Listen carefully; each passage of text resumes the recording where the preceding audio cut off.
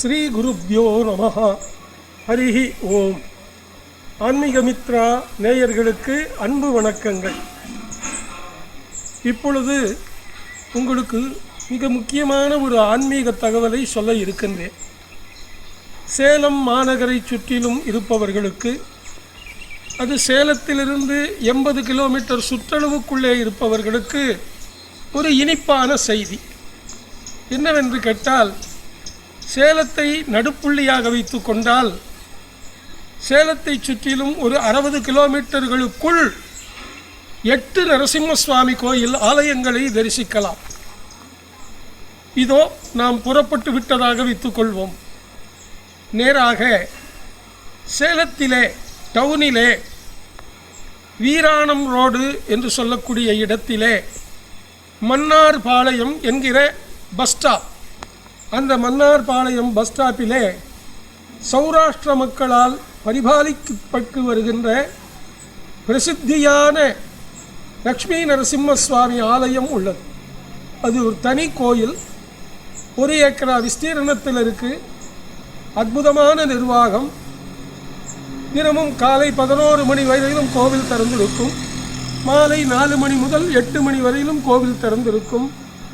விசேஷ நாட்கள் சுவாதி, பிரதோஷம், பௌர்ணமி மற்றும் நம்முடைய வைஷ்ணவ சம்பிரதாயங்கள் சொல்லக்கூடிய எல்லா விசேஷ நாட்களிலும் சிறப்பு வழிபாடுகள், அபிஷேகங்கள் நடக்கிறது. நிறைய பேர் அங்கே கல்யாணம் பண்ணுறா. மண்டப வசதி இருக்குது. உணவு எடுத்துட்டு போனால் உட்காந்து சாப்பிட்ற வசதி இருக்குது. தண்ணீர் வசதி இருக்குது. அங்கிருந்து நாம் நேராக கிளம்பி ஆத்தூர் பாதையிலே சென்றோமே என்றால் பெத்தநாயக்கன் பாளையம் என்று ஒரு கிராமம் இருக்கிறது. ரொம்ப பிரசித்தியான கிராமம். அந்த பெத்தநாயக்கன் பாளையத்தில் 1000 வருஷம் பழமையான லக்ஷ்மி நரசிம்மருடைய ஆலயம் இருக்கிறது. அற்புதமான கோவில், ரொம்ப பெரிய கோவில். ஐயங்கார் ரொம்ப விசேஷமான பூஜை செய்கிறவர், நிறைய படித்தவர். பாலாஜின்னு அர்ச்சகர் இருக்கார், என்னுடைய இனிய நண்பர். ரொம்ப அற்புதமான கோவில். அக்ரஹாரத்தின் ஆரம்பத்திலேயே இருக்கிறது. அந்த பெத்தநாயக்கன் பாளையத்திலே நாம் தரிசனம் செய்துவிட்டு ஆத்தூர் போய் அங்கிருந்து தம்மம்பட்டி வர வேண்டும். ஆத்தூருக்கு போய் தம்மம்பட்டி வருவது தான் சரியான ரூட். தம்மம்பட்டியிலே 1400 வருடங்கள் பழமையான ஒரு நரசிம்ம சுவாமி ஆலயம். அங்கே இருப்பவர் கதலி நரசிம்மர். ஒரு பெண் ஒரு கூடையிலே பழங்களை எடுத்துக்கொண்டு சுமந்து போகிறார். ஒரு இடத்திலிருந்து, ஒரு நாட்டிலிருந்து இன்னொரு நாட்டிற்கு செல்வதாக அவளுடைய பயணம் அமைகிறது. திடீரென்று அவளுடைய கூடையானது பாரம் தாங்க முடியாமல் இறக்கி வைத்து பார்க்கிறாள். அதிலே ஒரு சுயம்பு ரூபமாக ஒரு கல். அந்த கல்லை எடுத்து வைத்து விட்டு மீண்டும் கூடையை சுமந்து செல்கின்றாள். அவளால் அதிக தூரம் செல்ல முடியவில்லை. அங்கே ஒரு வாழைத் தோட்டம் இருக்கிறது. அந்த வாழைத் தோட்டத்திலே இறக்கி வைத்து விட்டு அசதியினாலே உறங்கி விடுகிறாள்.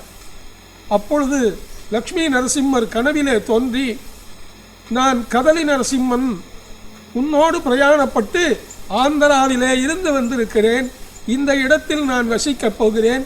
இந்த ஊரிலே ஊர்க்காரர்களிடத்திலே சொல்லி எனக்கு கோவில் எழுப்ப வேண்டும் என்று சொல்லி 1400 வருடங்களுக்கு முன்னாலேயே கதலி வனம் என்கிற அற்புதமான இடத்திலே தம்மம்பட்டியிலே ஒரு லக்ஷ்மி நரசிம்மனை அற்புதமாக அமைத்திருக்கிறார்கள்.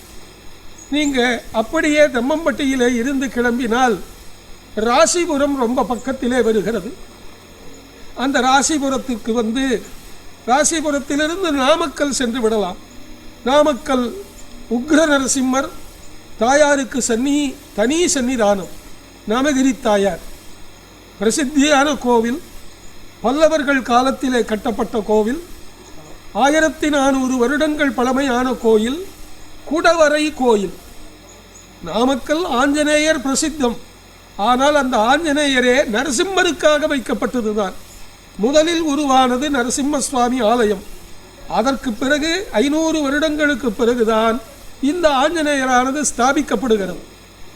இந்த ஆஞ்சநேயருக்கு முன்னாடியே வியாசராஜர் பிரதிஷ்டை பண்ண ஒரு ஆஞ்சநேயர் கூட இருக்கிறது. நாமகிரி சமேத நாமக்கல் லக்ஷ்மி நரசிம்மர் ரொம்ப பிரசித்தியானவர்.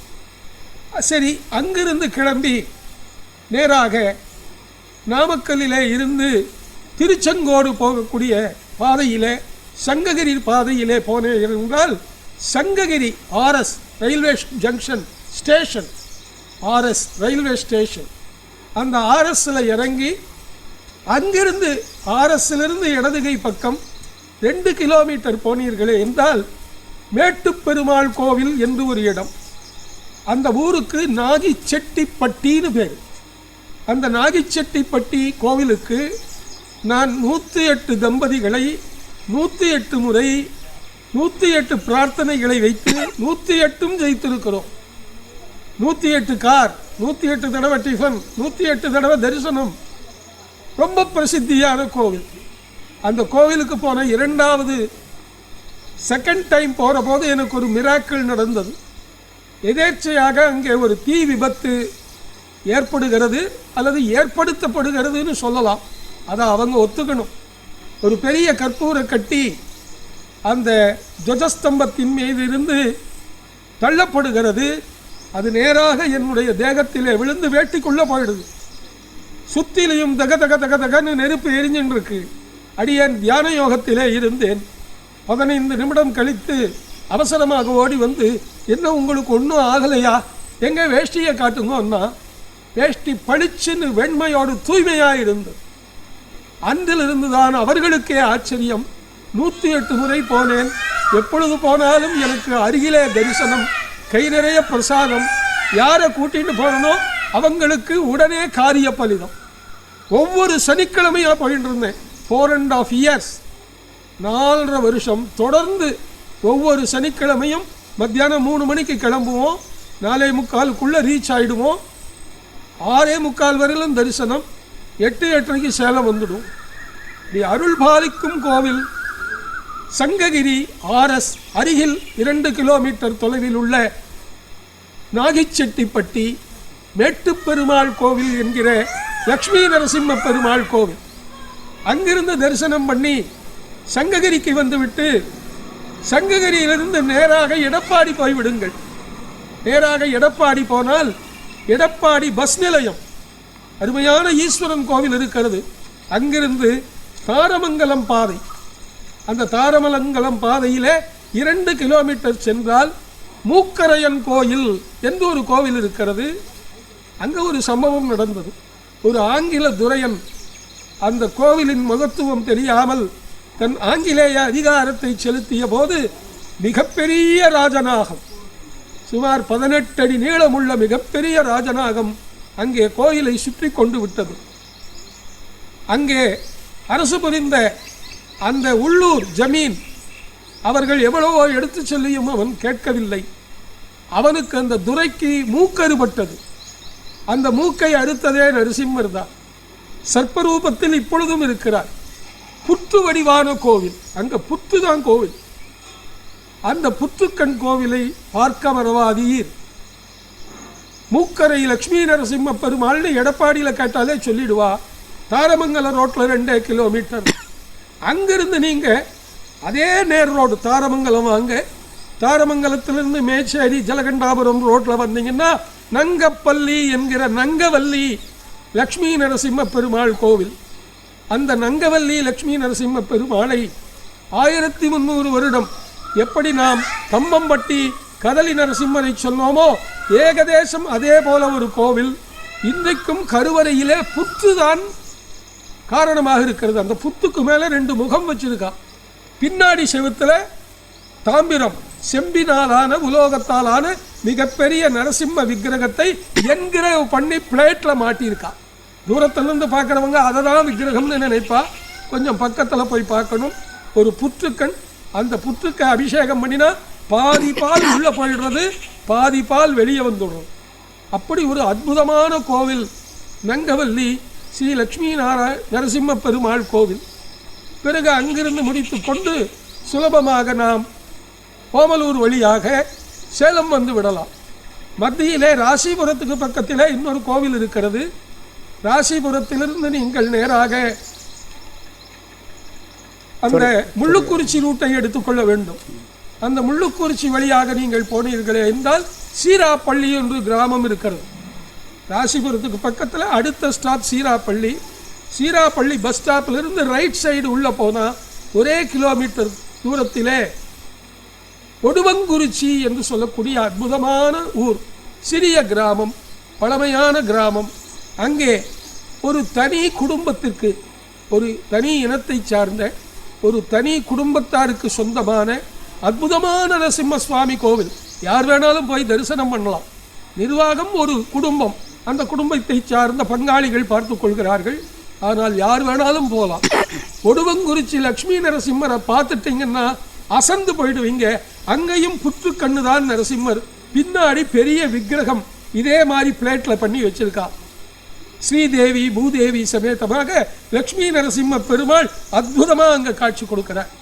இப்போ கொடுவங்குறிச்சியை பார்த்துட்டு நாமக்கல் போயிட்டு அதுக்கப்புறம் எடப்பாடி போயிட்டு நங்கப்பள்ளி போயிட்டு சேலம் வந்துடலாம். இப்படி சேலத்திலிருந்து கிளம்பினால் இதை ரெண்டாக பிரித்து பண்ணினா நல்லா இருக்கும்.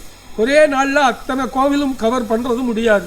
நான் கோவில் அதிகபட்சம் காலையில் ஒரு 4 மணி நேரம், சாயங்காலம் 4 மணி நேரம் தான் தரிசனம் இருக்கும். அதில் முதல் நாள் சேலத்தில் தங்கிண்டு ஒரு கார் எடுத்துட்டு பாதி பகுதியை ஒரு ஆஃப் ரவுண்டு 180 டிகிரியை முதல்ல கம்ப்ளீட் பண்ணிட்டு மறுநாள் மீதம் இருக்கிற 180 டிகிரியை கம்ப்ளீட் பண்ணினா இதற்கு மத்தியிலே சேலம் கோட்டை பெருமாள் கோவிலிலே லக்ஷ்மி நரசிம்ம பெருமாள் இருக்கிறார். மேலும் சேலத்திலே பட்டை கோயில் என்று சொல்லுவார்கள். கடைவீதியிலே, கடைவீதியின் எல்லைக்கு போனால் சின்ன கடைவீதியின் எல்லையிலே ஆஞ்சநேயர் கோயிலுக்கு எதிராக பட்ட கோயில் வரதராஜ பெருமாள் கோவில் என்று இருக்கிறது. அங்கே சுதர்சன நரசிம்மரும் இருக்கார்.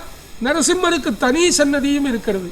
இத்தனை நரசிம்மரையும் சந்திக்கக்கூடிய பாக்கியம் உங்களுக்கு கிடைக்கும். மனம் நிம்மதி கிடைக்கும்.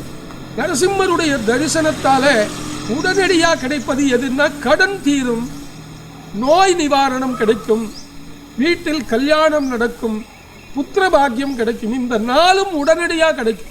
நீங்கள் போயிட்டு வந்த 48 நாளில் இது பலிக்கும். நீங்களும் போயிட்டு வாங்கோ. நீங்கள் போயிட்டு உங்கள் அனுபவத்தை அக்கம் பக்கத்தில் உள்ள உறவினர்களுக்கும் நண்பர்களுக்கும் சுற்றாருக்கும் உற்றாருக்கும் சொல்லி எல்லோரையும் நரசிம்ம பக்தர்களாக மாற்றி அந்த ஆலயத்தை தரிசிக்க வைக்க வேண்டுமாய் அன்புடன் கேட்டுக்கொள்கிறேன். நன்றி, நமஸ்காரம்.